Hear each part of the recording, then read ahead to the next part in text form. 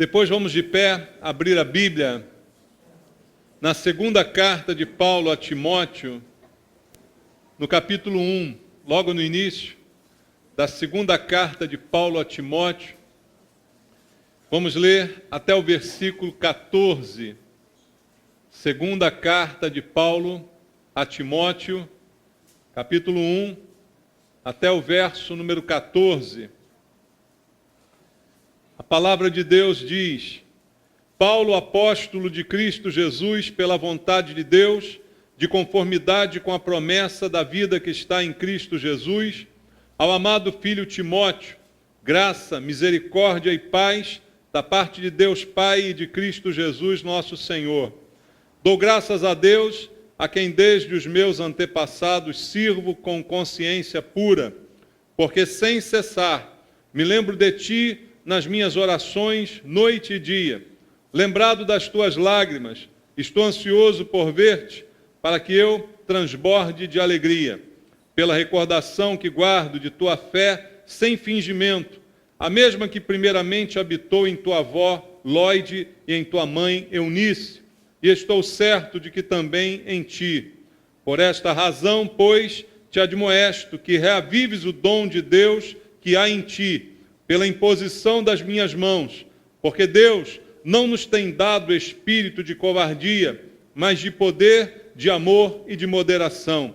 Não te envergonhes, portanto, do testemunho de nosso Senhor, nem do seu encarcerado, que sou eu. Pelo contrário, participa comigo dos sofrimentos a favor do Evangelho, segundo o poder de Deus, que nos salvou e nos chamou com santa vocação, não segundo as nossas obras, mas conforme a sua própria determinação e graça que nos foi dada em Cristo Jesus antes dos tempos eternos, e manifestada agora pelo aparecimento de nosso Salvador, Cristo Jesus, o qual não só destruiu a morte, como trouxe à luz a vida e a imortalidade mediante o Evangelho, para o qual eu fui designado pregador, apóstolo e mestre, e por isso estou sofrendo estas coisas. Todavia, não me envergonho, porque sei em quem tenho crido, e estou certo de que Ele é poderoso para guardar o meu depósito até aquele dia. Mantenho o padrão das sãs palavras que de mim ouviste com fé e com o amor que está em Cristo Jesus. Guarda o bom depósito mediante o Espírito Santo que habita em nós. Amém. Senhor, eu te agradeço pela oportunidade que o Senhor nos dá de mais uma vez estarmos na tua casa, reunidos em teu nome, prontos para ouvir a tua palavra. Ouvimos aqui a leitura da tua palavra e agora queremos entender, queremos ser tocados pelo Espírito Santo, queremos ser ensinados pelo Espírito Santo, conduzidos por este Espírito, para que a tua palavra faça morada em nossos corações e produza transformação em nossas vidas. Por isso não estamos aqui apenas para ouvir, mas para entender e colocar em prática aquilo que ouvimos, Pai, e para também receber a tua palavra, não a palavra dos homens e as filosofias do mundo e as doutrinas humanas, mas a palavra que sai da tua boca, que nos alimenta e que nos transforma. Fala conosco, eu te peço. Em oração com meus irmãos, entrego minha vida em tuas mãos e peço a unção do Espírito Santo, para que eu possa ter poder para ministrar a tua palavra, quebrando barreiras esta noite e tocando nos nossos corações. Te peço isso em oração, em nome de Jesus. Amém. Podem sentar, irmãos. Amados, mais uma vez vamos falar sobre fé. Estamos falando sobre esse tema em muitas mensagens esse mês, dada a importância do que isto representa. Como tenho lembrado a você, a Bíblia enfatiza a ideia de que sem fé é impossível agradar a Deus. Ora, então é algo essencial para o nosso relacionamento com Deus. Esse texto também nos fala basicamente a respeito de fé. E é interessante a gente entender o contexto em que esta segunda carta de Paulo a Timóteo foi escrita. Paulo escreveu diversas cartas, muitas às igrejas e algumas exclusivamente a discípulos, como foi as cartas a Timóteo, a carta a Tito. Paulo está trazendo uma mensagem da parte de Deus a um discípulo que foi praticamente criado na fé por Paulo. Ele está trazendo uma palavra de exortação ao seu discípulo. E o contexto em que ele escreve esta mensagem é muito oportuno para a gente entender com que sentimentos o apóstolo Paulo escreveu, inspirado por Deus, estas palavras. Ele estava preso, como ele mesmo diz aqui nos versículos, e a história também nos conta. Ele passava um momento de dificuldade grande na sua vida por estar preso e vivendo uma situação que nenhum de nós gostaria de viver. Mas exatamente nesses momentos de dificuldade que a fé deve ser mais notada na nossa vida, na maneira como a gente lida com problemas como esse. Então, a nossa fé precisa estar viva, precisa estar, de fato, operando, vivendo nós pela fé, para que a gente possa enfrentar momentos de dificuldade. E Paulo escreve a Timóteo porque ele percebe, a gente vai ver isso no decorrer da mensagem, que Timóteo estava meio que enfraquecido. Parece que nesse momento a fé de Timóteo precisava ser um pouco agitada, exortada, reanimada. E eu creio, irmãos, que a mesma coisa acontece com a gente. Não há aqui nenhum super-herói da fé. Não há aqui nenhum super-crente, até porque eu acredito que isso não exista. Nós somos pessoas, somos gente de carne e osso que passa pelos mesmos problemas que os personagens bíblicos também enfrentavam. Então, por mais que a gente tenha fé, há certos momentos que a gente precisa ter esta fé reavivada, reanimada e talvez até exortada por alguém, por um amigo, por um companheiro, por um irmão, que traga uma exortação para que a gente pare, pense, recobre o ânimo e continue caminhando como deve ser a caminhada de um cristão, o justo que vive pela fé, como diz a palavra de Deus. Então eu acredito que todos nós, por causa de circunstâncias adversas na vida que a gente possa enfrentar, de repente podemos enfrentar momentos de desânimo, em que você se sente sem força, enfraquecido, desanimado para continuar a sua caminhada. Mas, apesar dessa constatação, a gente não pode se conformar com esses momentos. Eles não podem deixar de ser apenas momentos.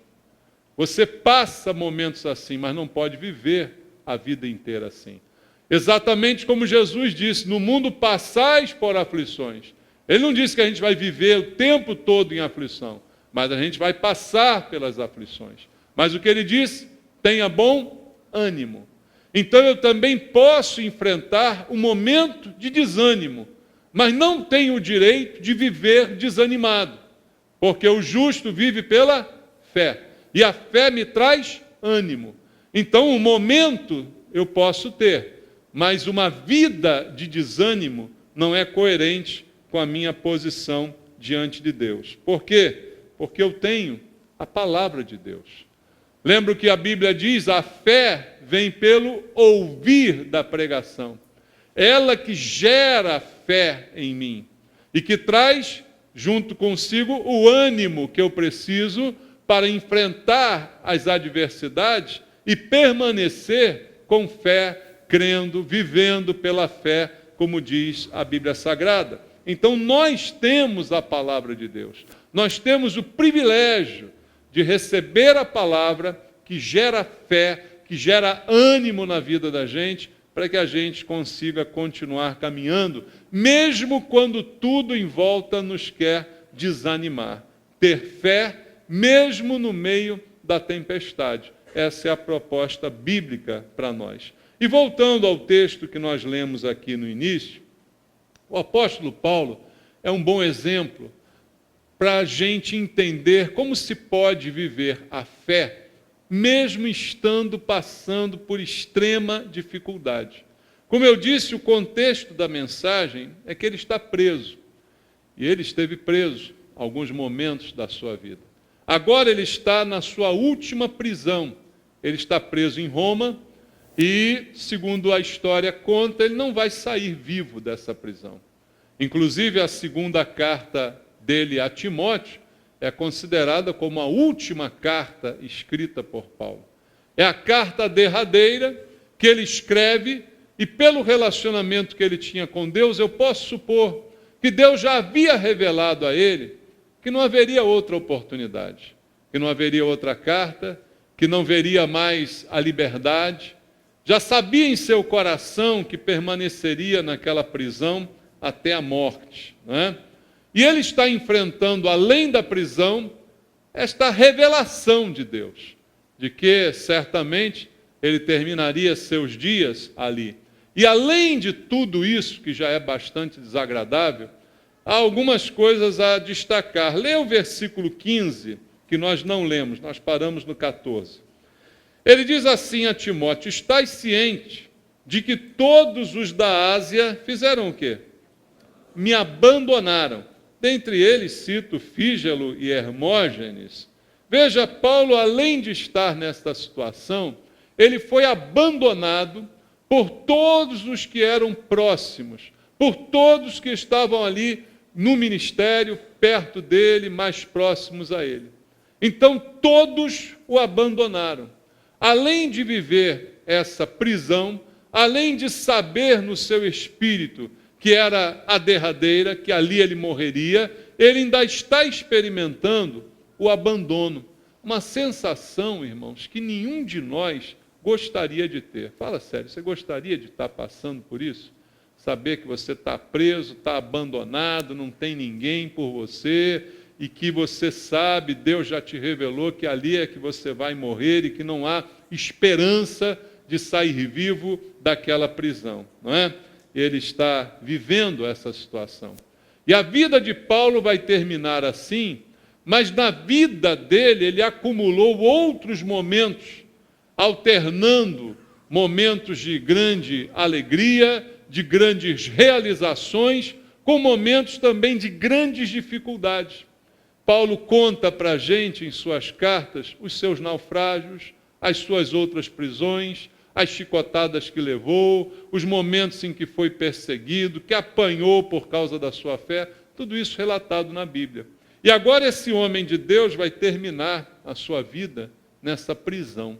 Esse é o sentimento, esse é o estado de espírito, só para você entender como está Paulo, o que ele está vivendo quando escreve essa carta aqui, a segunda e última carta a Timóteo. Mas mesmo nesse estado, escrevendo da prisão, quando a gente começa a ler, não parece que o homem que está escrevendo isso está vivendo tudo isso que eu falei para você. Mas está, irmãos.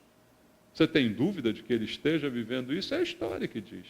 Era isto que ele estava vivendo quando escreveu. E o que ele escreveu? Vamos ler alguns versículos. Primeiro versículo.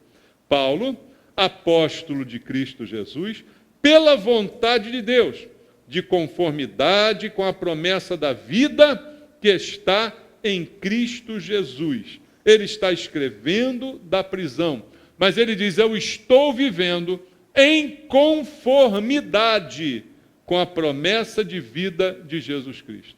Ou seja, a minha vida está compatível, está de acordo, está conforme a promessa da vida que Cristo me deu.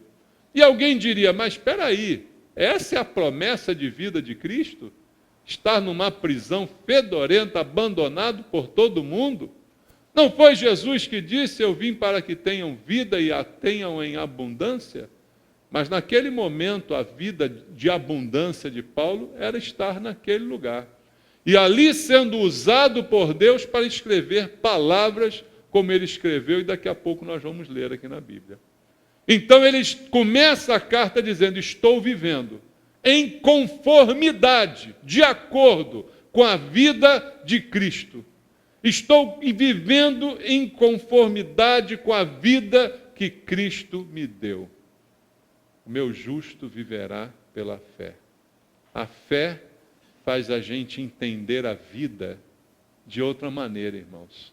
A fé faz a gente entender as circunstâncias por outra visão, com outros olhos. Ele está preso, vivendo tudo isso que eu te falei, mas quando ele começa a carta, ele diz: eu estou vivendo de acordo, em conformidade com a vida de Jesus Cristo. É essa vida que ele me deu e é essa vida que eu estou vivendo em toda a intensidade que ela permite. Que a gente possa viver assim, né, irmãos? Vivendo com toda a intensidade até o fim, não desistindo da vida. Amém, irmãos? Independente da circunstância, o justo vive pela sua fé.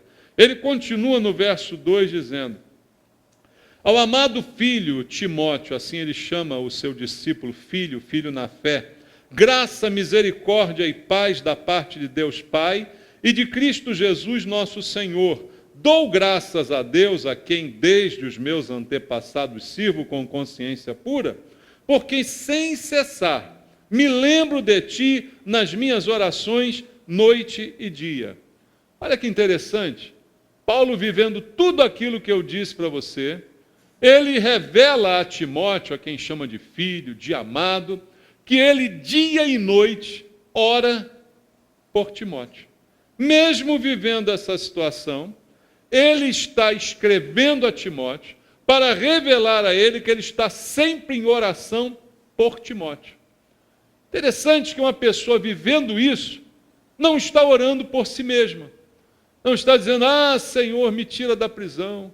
Ah, Senhor, não deixa ninguém me abandonar como me abandonaram. Ah, Senhor, não deixa eu morrer como o Senhor já me revelou que vai acontecer. Ele está gastando o seu tempo orando por uma outra pessoa. Veja, irmãos, como é que a fé é diferente do que as pessoas imaginam, né? Como é que a fé nos lança para fora de nós, não é?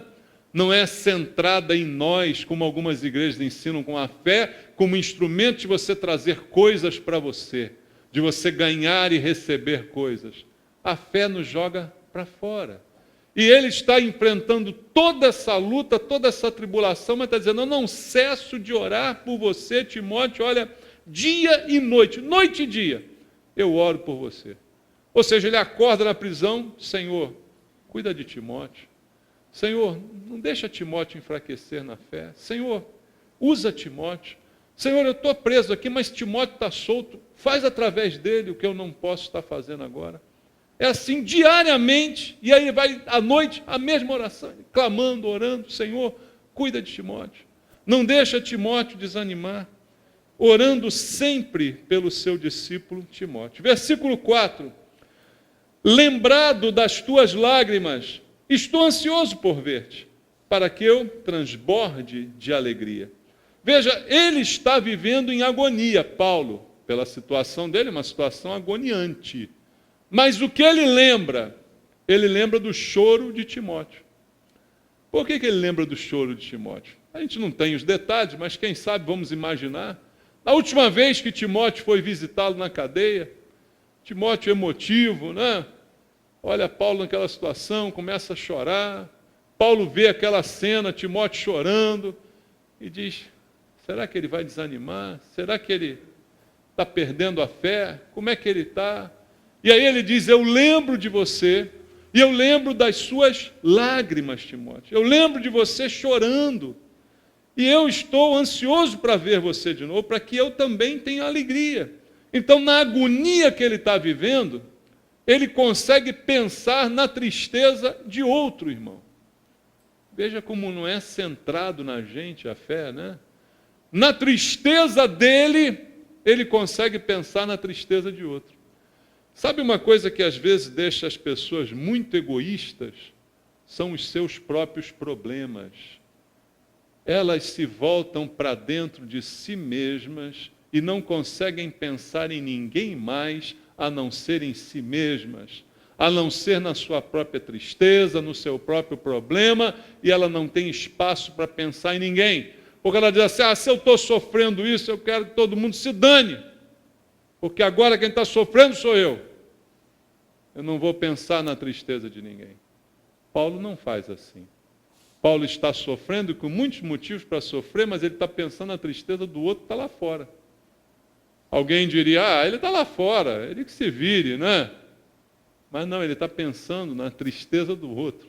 Ele não está ruminando a sua tristeza. Irmãos, o que mata muita gente é ruminar a própria tristeza. É ficar remoendo coisas.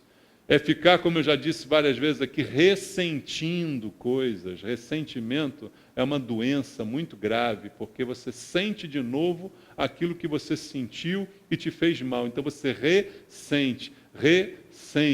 É uma patologia isso.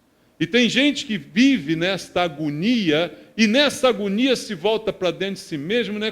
Não consegue pensar em ninguém. É egoisticamente levado a pensar apenas em si mesmo. Paulo não dá esse exemplo para nós. Ele está lá vivendo a sua real agonia. Quem está preso é ele, não Timóteo. Mas ele está preocupado com Timóteo, pelas lágrimas que ele viu em Timóteo, porque ele está pensando nas consequências que aquilo poderia trazer para Timóteo, para o futuro de Timóteo. Paulo pensa, em outras palavras, assim: o meu futuro está garantido. Mas a minha preocupação agora é o futuro desse jovem. E aí ele começa a ensinar para a gente a lidar com os nossos problemas sob uma ótica completamente diferente. Aí ele diz no verso 6, por esta razão, pois, te admoesto, que reavives o dom de Deus que há em ti, pela imposição das minhas mãos. Ele lembra Timóteo, ele exorta Timóteo a reavivar o dom. Ele diz: Timóteo, eu impus as mãos sobre você. Eu ordenei você ao ministério, para que você trabalhe, porque ministério é trabalho. Ministério não é benefício, ministério é trabalho. Timóteo, eu impus as mãos, eu ordenei você, eu te enviei para uma missão, e agora quando eu vi você chorando, eu vi um desânimo, eu vi ali uma desistência, eu vi alguém de repente disposto a parar a caminhada. Então eu vou exortar você, para você reavivar o dom que há em você pela imposição das minhas mãos. E a palavra dom aqui é carisma, em grego, que tem um leque de significados, irmãos. Dom de Deus, presente que ninguém merece, é uma possibilidade de significado para carisma, mas também fogo, poder do Espírito Santo, dom de Deus que aviva a gente. E ele diz: eu oro para que você reavive isso. Eu exorto você para que você não deixe morrer esse dom, esse presente que você não merecia e Deus te deu. Então a preocupação de Paulo é a vida espiritual dele, para que essa fogueira que é o carisma não se apague, para que essa fogueira permaneça acesa no coração dele. Paulo está lá preso, mas ele está preocupado com o estado espiritual de Timóteo. Irmãos, essa é a grande preocupação na igreja hoje, pelo menos a minha, é como é que está a sua vida espiritual. Quero saber como é que está a sua vida financeira, como é que está a sua vida amorosa. Isso aí é coisa de cartomante. Eu quero saber como está a sua vida espiritual. Como é que está o dom que Deus te deu? Como é que está o Espírito Santo que você recebeu quando se converteu? Está atuando na sua vida? Está aí te firmando? Ou você está mais para lá do que para cá? Como é que está o seu dom? Como é que está o dom que está em você, que Deus te deu, e todo crente recebeu o Espírito Santo? Como é que está esse dom? Essa é a maior preocupação. A preocupação de Paulo era essa. E ele está ali exortando. Timóteo, eu estou exortando você para que você reavive isso. E ele coloca isso como uma responsabilidade de Timóteo. Por quê? Entristecer, a gente pode entristecer. Desanimar, como eu disse no início, a gente pode desanimar. Mas só um dia, irmãos. A Bíblia diz para mim o seguinte: o choro pode durar uma noite, mas a alegria vem pela manhã. Eu não tenho direito de chorar mais do que uma noite. Você não tem direito de chorar mais do que uma noite. Seque essas lágrimas e vai à luta, meu irmão. É mais ou menos isso que Paulo está dizendo para Timóteo. Eu estou preocupado com as tuas lágrimas, Timóteo. Chorar é normal, mas eu acho que você chorou demais aquele dia.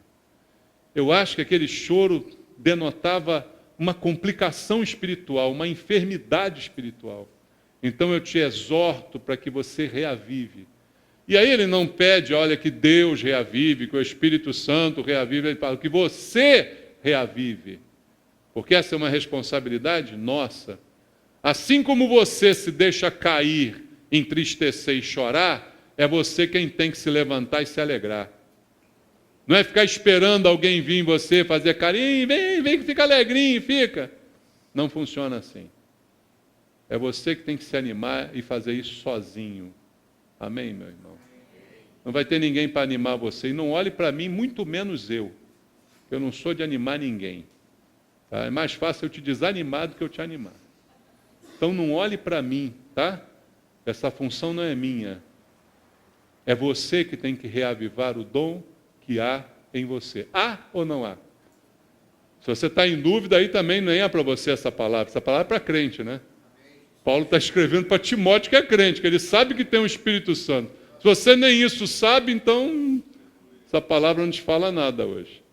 Mas se você sabe que tem um dom que Deus te deu, seja pela imposição de mãos, por um ministério ordenado, ou por um ministério leigo, que você sabe que é crente, que recebeu o Espírito Santo e que agora é um missionário de Jesus, vai à luta. Não chora demais, só pode durar uma noite. A alegria tem que vir pela manhã. E isso é o que Paulo está dizendo. Versículo 7, ele continua. Porque Deus não nos tem dado espírito de covardia, mas de poder, de amor e de moderação. Aqui fica bem claro o que Paulo quis dizer no versículo anterior, confirmando aquilo que eu acabei de dizer para você. Ele diz assim, ó Timóteo, o negócio é o seguinte, reavive o dom que há em você. É você que tem que reavivar, porque Deus não nos deu espírito de covardia. Para de ser covarde. Covarde também é aquele que se esconde atrás de problemas que ele mesmo agiganta diante de si. Diz, meu problema é muito sério, é muito grave. É ótimo. Mas você é crente, Deus está contigo, você tem um Espírito Santo, então levanta, toma o teu leito e anda. Sai, vai. Vai à luta. Para de se fazer de vítima. Para de dizer que é o patinho feio. Você não recebeu o espírito de covardia. Covardia, irmãos, não é só ter medo de gente grande. Covardia é se acovardar diante da vida, diante de situações que a vida apresenta, que nem sempre são boas. A vida não é feita só de coisa boa. E a covardia se manifesta, às vezes, quando a gente se esconde daquilo que a gente deveria enfrentar. E ele diz para Timóteo, bem claro, é uma exortação, não é um carinho na alma, no ego, é uma exortação, reavive o dom de Deus em você, Timóteo, porque Deus não te deu espírito de covardia, não me deu espírito de covardia, Ele tem me dado um espírito diferente, um espírito de poder, de amor e de moderação, de equilíbrio. Irmão, equilíbrio. Como eu disse, a gente tem momentos de crise, a gente tem momentos de desânimo. Agora, viver assim, não, equilíbrio. Está faltando equilíbrio para muita gente que diz que é crente. Tem gente que desespera com a facilidade danada. Qualquer coisa perde o controle. Imagina, irmão. Imagina se eu vou perder o controle, qualquer coisa, largo o volante. Que negócio é esse? Moderação, equilíbrio, sofre, dói, chora uma noite, mas depois, tenho que levantar e tenho que dirigir isso aí, não dá. Minha vida é pela fé. Moderação. Hoje em dia as pessoas desmaiam com uma facilidade enorme, irmãos. Qualquer coisinha, alguém grita do lado dela, ela cai e desmaia. Eu não recebi o espírito de covardia. Eu recebi o espírito de poder, de amor e de moderação. Nem muito eufórico, nem muito depressivo. Nem maníaco, nem depressivo. nem bipolar, moderado. Moderação. Não fico muito alegre, como de repente tem gente que viaja na maionese e fica eufórico, mas também não fico muito triste. Moderação. Moderação é a palavra. Equilíbrio. Não fica festejando tudo, mas também não fica curtindo fossa. Poder, amor e moderação. Irmãos, como isso está faltando na vida das pessoas hoje? O que é? É o mundo, são as dificuldades, são as lutas, são as crises. Eu estou falando de um cara que está preso aqui, sabendo que vai morrer degolado daqui a pouco na cadeia, que foi abandonado por todo mundo, e está preocupado com o cara lá fora que está chorando, está dizendo, meu filho, levanta, toma teu leito e anda, vai à luta. Poder, amor e moderação. Reaviva o dom, eu impus as mãos em você. Reaviva isso aí, você não pode deixar morrer. Você tem responsabilidade sobre o dom que Deus te deu. Você sabia disso, irmão? Você olha para as parábolas que Jesus contou, eu me lembro de algumas que ele falava do talento, né? E ele não dizia que você podia perder o talento, não dizia que você podia enterrar, ele cobrava responsabilidade pelo que você recebeu. Você tinha que multiplicar e não podia dizer, Senhor, a vida estava difícil, eu fiquei tão triste, aí não multipliquei nada. Não, ele não admitia essa desculpa. Deus botou o homem no jardim do Éden, disse, cultive e guarde. Não botou nada para ninguém ficar à toa na sombra de água fresca. Ele botou o homem para trabalhar. Por isso o homem vive pela fé. Viver pela fé é trabalhar pela fé, é andar pela fé, conquistar pela fé, viver pela fé, lutar pela fé, enfrentar os medos, enfrentar os problemas, enfrentar os gigantes, tudo pela fé. Posso ficar triste? Posso. Uma noite só. Posso ficar desanimado? Posso. Um dia só. No dia seguinte tenho que me levantar e tenho que lembrar, Deus não me deu espírito de covardia. Deus me deu espírito de poder, de amor e de moderação. Minha vida vai ser equilibrada. Eu não vou ser uma pessoa de extremos. Minha vida vai ser equilibrada, porque Deus me deu espírito de poder, de amor e de moderação. É isso que Paulo está dizendo. E ele está incentivando Timóteo a ser um homem corajoso. Irmãos, nós estamos precisando de homens corajosos. Esse curso de homens que nós estamos fazendo aqui, a segunda-feira, você não tem noção de como é bom, de como isso tem nos chamado a uma postura de homem corajosos, que enfrentam, que não dão desculpa, que não botam a culpa nos outros, que assumem os seus erros e suas culpas. Reavive o dom de Deus em você, porque Deus não te deu espírito de covardia. Irmão, o problema do mundo hoje é que falta homem. Está faltando homem no mundo. A responsabilidade é do homem. Quando a família vai mal, a culpa é do homem. Tem muita mulher que não presta, mas a maioria delas é fruto de um homem que não presta. E é isso que a gente tem que entender. E Paulo está dizendo, Timóteo, corajoso é aquele que luta. Você não tem direito de se acovardar. Você não tem direito de se esconder na tristeza, no problema. Você tem que lutar e enfrentar e vencer. Porque Deus te deu um espírito excelente.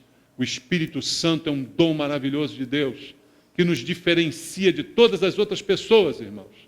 Você quer ser igual às pessoas do mundo? Então dê adeus ao Espírito Santo.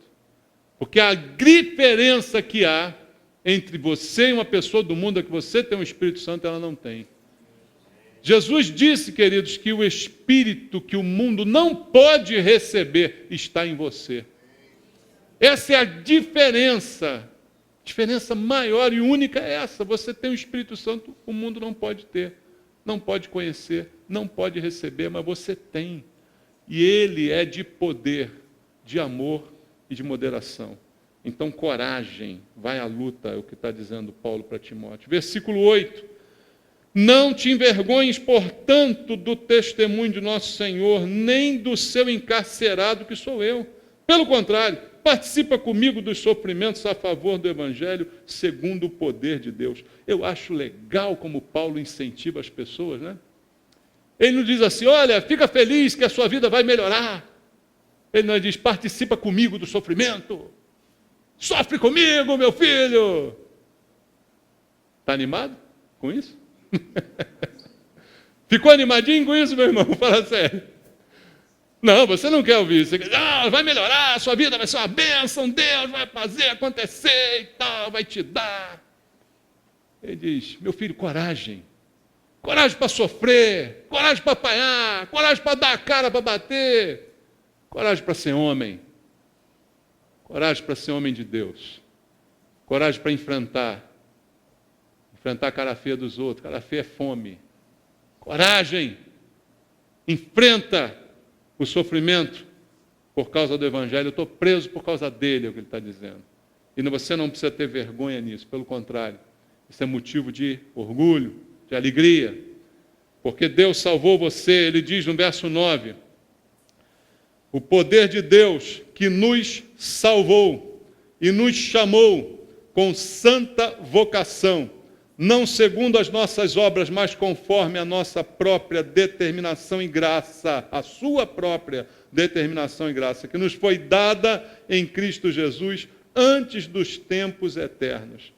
Ele está dizendo, olha, participa comigo dos sofrimentos do Evangelho, porque Deus nos salvou e foi de graça, e foi antes do mundo ser fundado. Ele já tinha preparado a sua vida, já tinha escolhido você, já tinha determinado para você um caminho de bênção. Então se alegra comigo nisso aí, Timóteo.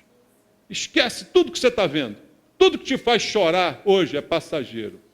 Mas o que Deus programou para você é eterno, Timóteo. É eterno. Esquece essas coisas. Deus te salvou de graça. Versículo 10, e manifestada agora pelo aparecimento de nosso Senhor, Salvador, Cristo Jesus, o qual não só destruiu a morte, como trouxe à luz a vida e a imortalidade, mediante o Evangelho. Ele diz, Timóteo, se alegra, porque Deus te salvou de graça, e porque agora você é imortal por causa do Evangelho. Você leu isso aqui, irmão? Você é imortal. Porque agora Jesus Cristo se manifestou e destruiu a morte. Paulo sabe que vai morrer, mas ele diz, eu sou imortal. Eu vou morrer, mas eu vou viver com Cristo. A minha esperança não se resume apenas a esta vida. Foi o próprio Paulo que disse isso. Se a esperança de um homem se resume apenas a esta vida, ele é o mais infeliz de todos os homens. Então Paulo está exortando Timóteo e está dizendo, você é imortal, Timóteo. Você é imortal graças ao Evangelho. Tem imortais aqui essa noite, irmãos? Você é imortal graças ao Evangelho. Se você não tem um motivo para ficar feliz, tenha esse. Você foi salvo de graça, não fez nadinha para merecer, e se tornou imortal. Pode agradecer até o fim da vida, irmão. Pode agradecer até o fim da vida. Sabe como é que se agradece? Vivendo pela fé. O meu justo viverá pela fé. Sem fé é impossível agradar a Deus. Quer agradar ao Deus que te salvou e te tornou imortal? Viva pela fé. Viva com fé, acredite nele, acredite que ele está acima dos problemas, das dificuldades e dos sofrimentos. Versículo 12. Ele diz, por isso, estou sofrendo estas coisas.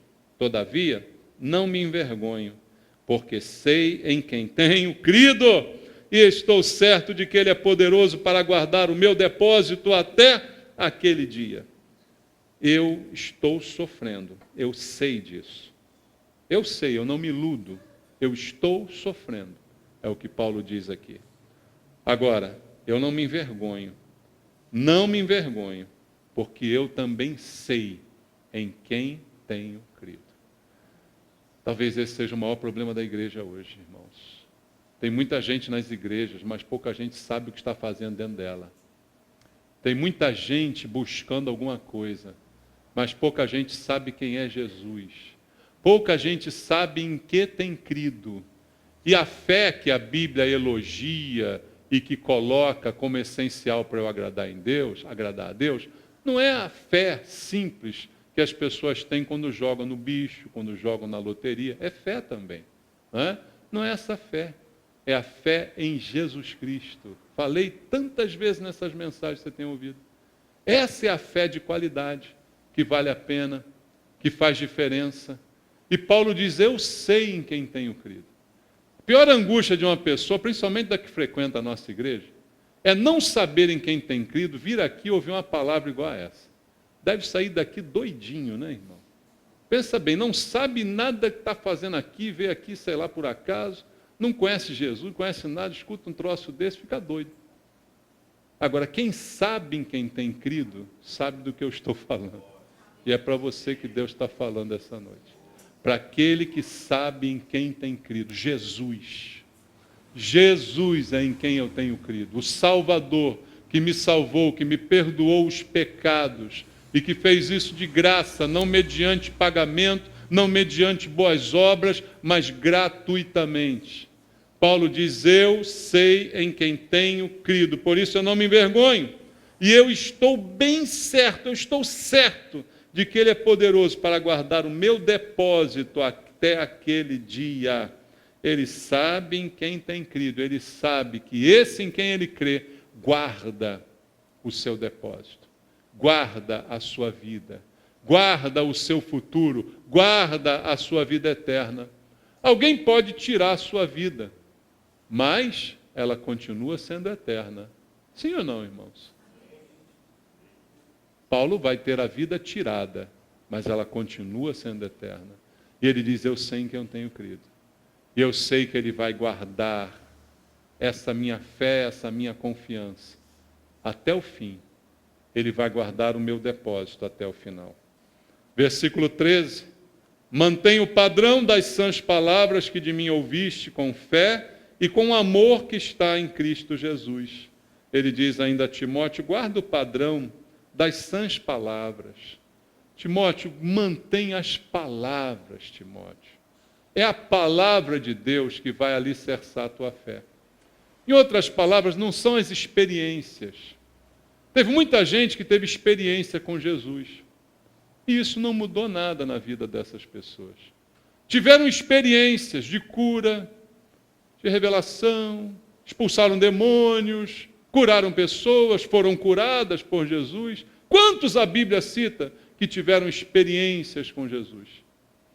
Muitos, milhares, comeram pão e peixe que ele multiplicou, mas no final não sobraram, não ficaram, nem permaneceram.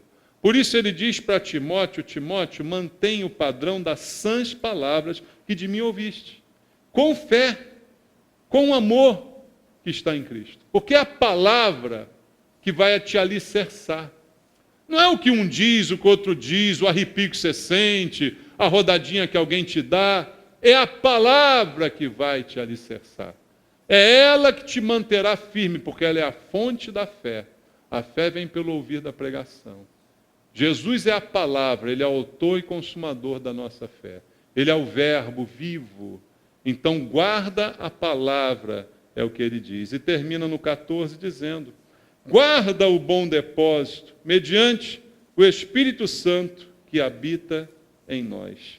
Guarde a palavra de Deus através do Espírito Santo que habita em você.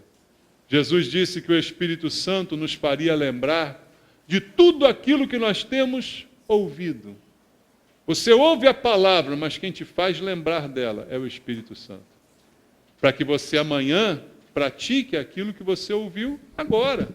O Espírito Santo te faz lembrar. E é o que Paulo está dizendo a Timóteo, guarda o bom depósito, mediante, por meio. O bom depósito é a palavra que você recebeu.